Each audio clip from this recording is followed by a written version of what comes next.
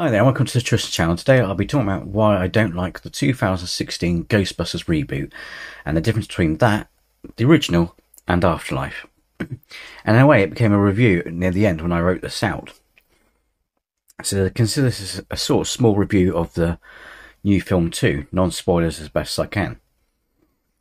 The 2016 Ghostbusters script was dire. The effects were dire, like something you'd see on the Cartoon Network, or a low-budget straight-to-video DVD release, or as some put it, a terrible Saturday Night Live sketch. It had nothing to do with having a female lead, female leads in the film. The female main cast are good actresses, but it failed to deliver because of bad script. Yet if you hated the film, you were accused of being sexist, despite the film being sexist towards men itself. It depicts all men in the film as utter morons. No film has depicted a whole part of women in society as stupid, so why do that to men? No film does that.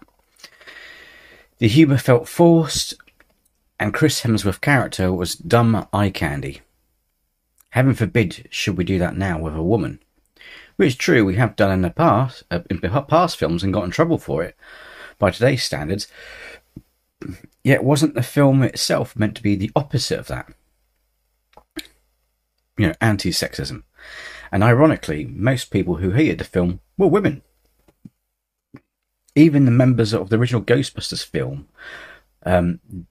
didn't like it. They looked very unhappy in interviews about the 2016 reboot. And let's not beat around the bush. Ghostbusters 3 Afterlife is pretty much the original writer saying, this is how you make a Ghostbusters film, and giving the 2016 reboot the middle finger.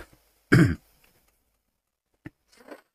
illustrate the difference, I explain why the original was so good, and why Ghostbusters 3 Afterlife worked better as a new film, so you'll see why I don't like the 2016 reboot. Again, has nothing to do with full female cast. In the original films, the crew may have been all men, but it was their characters, and their personality and their journey that was the focus, not their gender.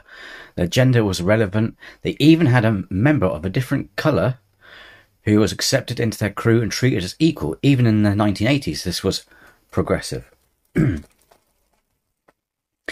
Winston, who was black, his race was never raised or taken notice of, and they didn't use it in their humour like the 2016 version, with its "is it 'cause I'm black" mentality, joke mentality. His ethnics was never in question. The effects in the original, despite being dated, were realistic. Also, despite the film for kids, the ghosts looked real and it was scary.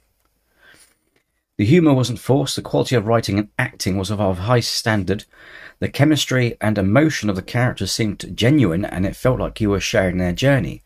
The people who were seen as dumb were the city's bureaucrats. Because it was actually making a point. Secretary Jean wasn't sexualised or portrayed as dumb. The fact she had a brain is why they gave her the job. Well, because she could do the paperwork, all the technical stuff. Now with Afterlife, I'll try and have no spoilers, but just in case there may be, just keep your ears peeled for that, okay? In Afterlife, the lead is a young female, albeit her story is the focal point, not her gender. The humour isn't forced, it all has the feel of the original 1980s Ghostbusters. It has chemistry. It has an emotional, family-driven story. Her mum is trying to bury the past as she hates her dad for leaving her, yet Phoebe wants to learn about her late granddad so she could connect with him. It has nods to the original and pays respect to the iconic original film, and even is directly connected to cleverly using the time gap in their worlds too. Since the events of Ghostbusters 2, there have been no ghost sightings, etc. So the Ghostbusters have not been in service since Ghostbusters 2, and only the older generation within the community remember them. However, the lack of ghost sighting is merely the is merely the higher forces slumbering, and Egon, after Ghostbusters 2, realizes this, and at some point steals all their equipment, including Ecto-1, and goes to live on his family's farm, where he continues his research, believing that the events in Ghostbusters 1 were only the beginning, the tip of the iceberg. Phoebe and her brother find his lab and gear, and the fun begins, and they stumble onto what their granddad was looking into, and with the help of their teacher played by Paul Rudd, who also helps Phoebe identify her granddad as a Ghostbuster, as he was around then and also is a big fan of the Ghostbusters, and with his help learns more about her granddad and how incredible he was and why he did what he did, like leave the family, etc. Paul Rudd's character has also been monitoring earthquakes, which are connected to what's been happening and Egon's work, and why he left the family and all he did. This film has everything we loved about the original and ties in with the story and timeline perfectly, and this is how you make a modern Ghostbusters film.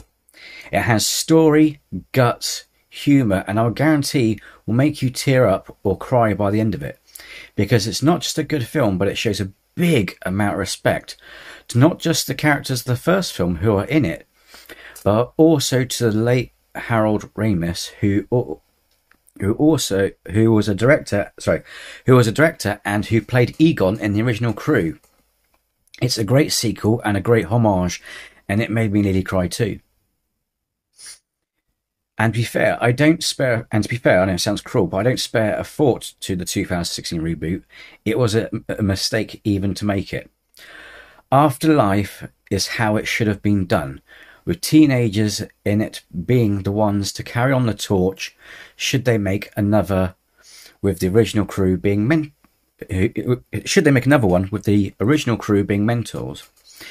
However, even if they didn't make another Ghostbusters film after Afterlife, it's a wonderful way to close the book and to end it all on. And unlike the 2016 film, this film triggered moments in my head where, I kid you not, in my head I had the Ghostbusters theme tune going off in my head.